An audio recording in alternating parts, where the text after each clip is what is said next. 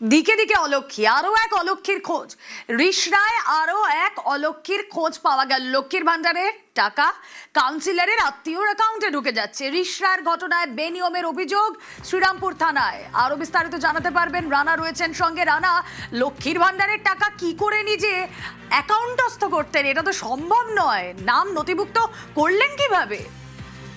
একদমই তাই। দেখো, যেভাবে প্রকাশ্যে ঘটনাটা যে এসেছে, রিষড়া পৌরসভার 1 নম্বর ওয়ার্ডের উর্মিলা দেবী তিনি একটি অভিযোগ করেছেন শ্রীরামপুর থানায় আজকে, যার হচ্ছে যে কাউন্সিলর ওই ওয়ার্ডের কাউন্সিলর পার্থসারথী গুপ্ত, তার এক নিকট আত্মীয় বিজয় শাহ ব্যাংক অ্যাকাউন্ট, যেটা শ্রীরামপুর ব্রাঞ্চে ব্যাংক অফ ইন্ডিয়া, সেই ব্রাঞ্চে তার লক্ষ্মী ভান্ডারের টাকা আসতো হচ্ছে 11 প্রথম থেকে। যখন 500 টাকা ছিল হচ্ছে লক্ষ্মী ভান্ডার, সেই টাকা তার অ্যাকাউন্টে এসে ঢুকতো। 1000 টাকা তারপরে বাড়ালো, সেটাও তার অ্যাকাউন্টে ঢুকতো।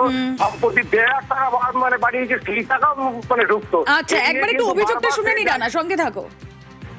हमारा अकाउंट में पैसा नहीं आ रहा है। कोई विजय साहू है, उसी का अकाउंट में आ रहा है पैसा। काउंसलर के पास गए, बोला ठीक करा देंगे, ठीक करा देंगे। हमको उनकी बोले होने हम थाना जाएंगे, ये करेंगे। तो हमको 5,000 रुपया दिया है। कितने दिन पहले दिया था? 24 में दिया था। बोला जैसे जैसे पैसा आएगा तुमको हर महीना महीना ला के दे देंगे। पैसा नहीं दिया। उसका दुहार पे हम बहुत बार गए, उसका ऑफिस में भी गए, बहुत बार गए। अभी हम चाह रहे हैं कि मेरा जो काम गलत हुआ है वो सही हो जाए। मेरा हक का पैसा हमको मिलना चाहिए।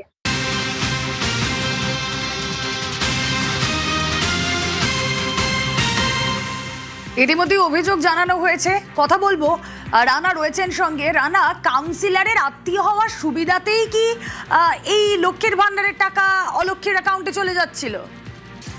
একদমই তাই। দেখো, একদম জলের মতন পরিষ্কার চিত্র যে যেভাবে দুর্নীতি করা হয়েছে। এই সরকারি প্রকল্পের যে টাকা, লক্ষ্মী ভান্ডারের টাকা, বিভিন্ন নেতারা বিভিন্ন তাদের আত্মীয়দের অ্যাকাউন্টে যেভাবে টাকাগুলোকে ট্রান্সফার করে নিত।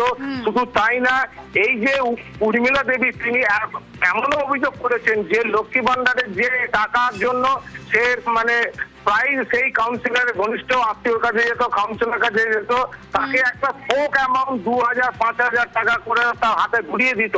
ফলে তুমি বুঝতেই পারছো যেভাবে দুর্নীতিটা শিকড় পর্যন্ত ছিল।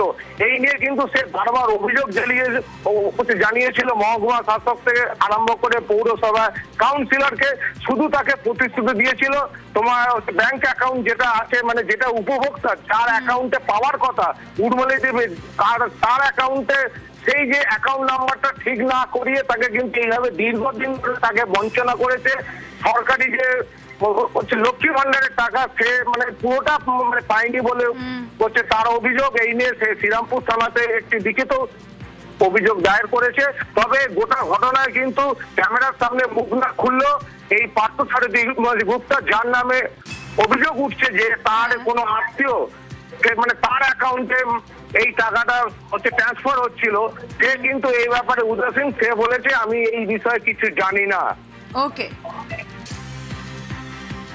এরা এরকম তৃণমূল নেতাদের নিজেরা নানাভাবে এই পয়সাগুলোকে ড্রেন আউট করে নিজেদের দিকে নিয়ে যাচ্ছিল। একটা মহিলার টাকা অন্য পুরুষের ব্যাংকে চলে যাচ্ছে, এটা তো শুধুমাত্র একজনের যোগসাজশে হতে পারে না। এতে বিভিন্ন মানুষ এর সাথে জড়িত। তৃণমূল পুরো প্রতিষ্ঠানটা, সরকারি প্রতিষ্ঠানটাকে দখল করে নিয়েছিল এবং তাদের দিয়ে দুর্নীতিটা করাচ্ছিল। তাই আজকে এই সরকারকে মানুষ বর্জন করেছে। অনিয়ম বেনিয়ম যদি হয় ব্যবস্থা হবে, আইন আছে, আইন তার নিজের পথে চলবে। এটা তো অন্যায়, এরকম হলে নিশ্চয়ই অন্যায়।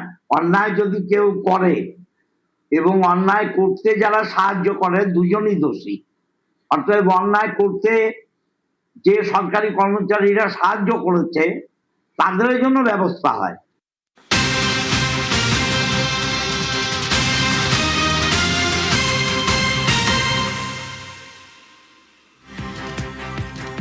জালে জাল আধার কার্ডের মূল পান্ডা। এবার যা জানা যাচ্ছে, মুর্শিদাবাদের রঘুনাথগঞ্জে গ্রেফতার 3 জালে জাল আধার কার্ডের মূল পান্ডা। ধৃত অলক্ষী রাকিবুল শেখকেও জেরায় খোঁজ। রাকিবুলের কথা মুখ্যমন্ত্রী নিজেই ঘোষণা করেছিলেন। সেই রাকিবুলের অ্যাকাউন্টে ঢুকছিল লক্ষ্মীর ভান্ডারের টাকা। রাকিবুলকে জেরা করে ধৃত মুস্তাফিজুর রহমান। কথা বলবো, প্রণব রয়েছেন সঙ্গে। প্রণব, দেখো, আজকে গতকাল রাত্রিবেলাতেই রাকিবুল শেখকে জেরা করে মূল তথ্য উঠে আসে এবং যে পান্ডার মুস্তাফিজুর রহমান তাকে কিন্তু গ্রেপ্তার করেছে বহরমপুর থানার পুলিশ। তার সঙ্গে আরো দুজনকে গ্রেপ্তার করেছে। এই মুস্তাফিজুর রহমানই কিন্তু মূল তোমার এই লক্ষ্মী না হয়েও অলক্ষ্মী যে রাকিবুল শেখ তার অ্যাকাউন্টে কিন্তু টাকা ঢোকানোর ব্যবস্থা করেছিল এবং রাকিবুল শেখের যে 3টে অ্যাকাউন্ট রয়েছে সেই 3টে অ্যাকাউন্টেই কিন্তু লক্ষ্মীর ভান্ডার টাকা ঢুকতো এবং তার বিনিময়ে সে কিন্তু অর্ধেক করে টাকা নিয়ে নিত। এই মুস্তাফিজুর রহমানে কিন্তু মুর্শিদাবাদ জেলাতেই প্রায় শতাধিক এই ধরনের অলক্ষীর করে লক্ষ্মীর ভান্ডারের টাকা ঢোকাতো বলে কিন্তু তদন্ত জানতে পেরেছে পুলিশ। তাকে আচ্ছা। ওকে, মুস্তাফিজুর